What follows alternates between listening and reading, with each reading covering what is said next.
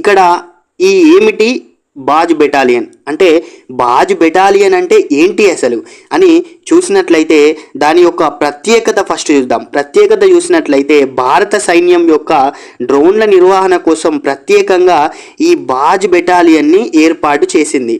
దీని యొక్క ప్రత్యేకత ఏంటండి? బాజ్ బెటాలియన్ది భారత సైన్యం డ్రోన్ల నిర్వహణ కోసం దీన్ని ఏర్పాటు చేసింది.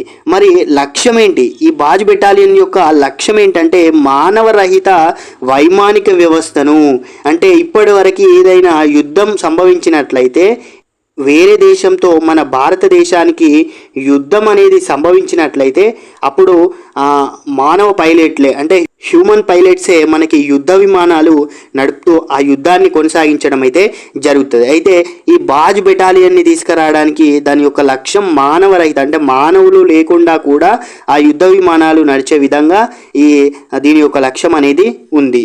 మరి దీని పాత్ర ఏ విధంగా ఉందంటే భవిష్యత్తులో డ్రోన్లు అనేటివి యుద్ధాలలో ముఖ్య పాత్ర పోషించబోతున్నాయి. ఇక్కడ చూసినట్లయితే 2030 అంటే 2030 వరకు ఒక లక్ష్యం పెట్టుకుంది. ఏం లక్ష్యం అండి? డ్రోన్ హబ్ లక్ష్యాన్ని పెట్టుకోవడం జరిగింది. ఎప్పటి వరకు? 2030 వరకు.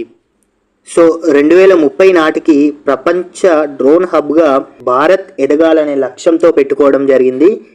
డ్రోన్ శక్తి స్కీమ్ ద్వారా భారతదేశం అయితే యువతకు ప్రోత్సాహకాలు అందిస్తుంది.